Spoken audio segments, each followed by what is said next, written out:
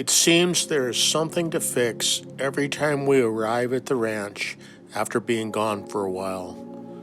One trip we had no running water. I was thinking the pump was bad, but it turned out to be the exterior switch and was easy to replace. This last trip, we arrived after a big snow and found we had no furnace heat and the Honda generator would not stay running. Lucky I have backups for just this sort of thing. Mr. Heater makes catalytic propane heaters that they claim are safe to use indoors and are 100% efficient. Once you get it warmed up, a small 3800 BTU tank top unit will keep it warm inside for many days, and without using battery or power to run a blower. Once we got warmed up and comfortable and settled in, I began diagnosing the furnace. When I switched to heat, I could hear a click sound from the blower area and a pop from the fuse panel. After blowing a couple fuses, it stopped blowing them and there was no noise at all. I thought something might be restricting the blower and causing the problem. When I opened the blower housing from outside, the blower cage would not turn by hand. I could see something stuck in there. Rat teeth. I managed to pull out this large rat. While the cage would now spin freely, nothing worked. A red flashing light on the control board meant it was getting power, but it would not run. Knowing that Atwood had been out of business for many years, I knew it was not going to be an easy fix.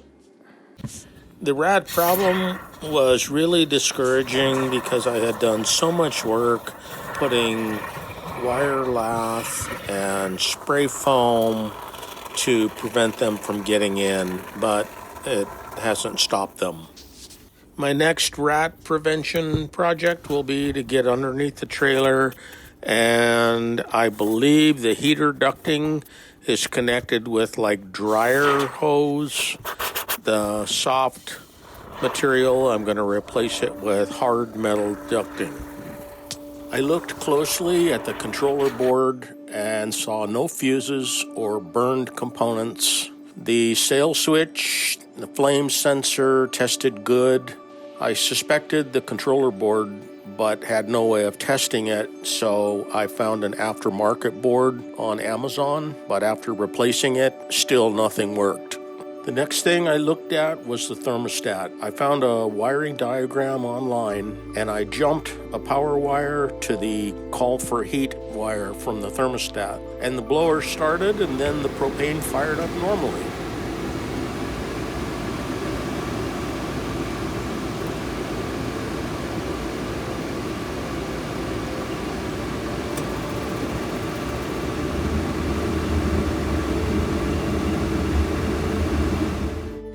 I could not find a direct replacement RVP thermostat, but after some digging around, I found a similar analog one.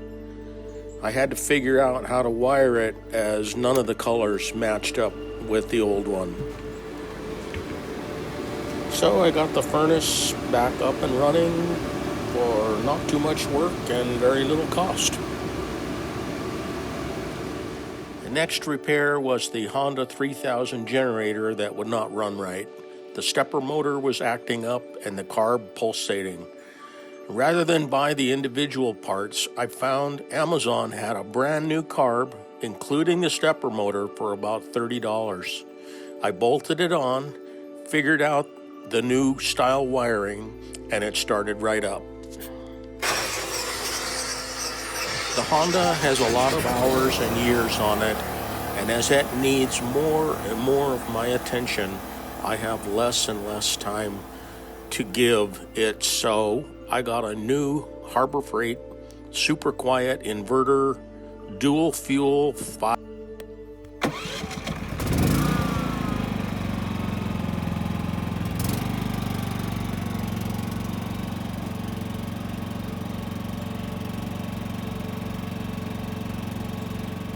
I found it on sale, and with another incentive, I paid under $900 out the door. It runs a little louder and stronger on gas than propane. If you run it on gas, you will want to use some ethanol stabilizer, and I needed to change the carburetor jet to get a proper fuel mixture for my altitude, which is about 5,000 feet. All the jets came in the box.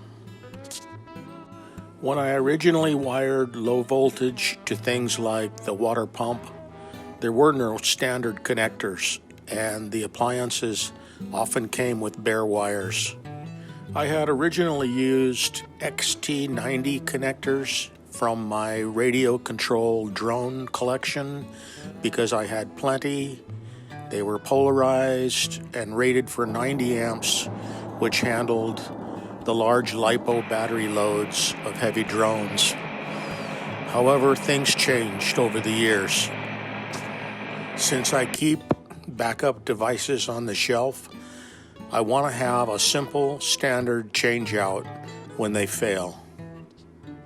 Now I see more and more of these SAE connectors that I find standard on many 12-volt items like battery maintainers, small solar battery keepers, and even the new Predator generator came with this same connector for the battery.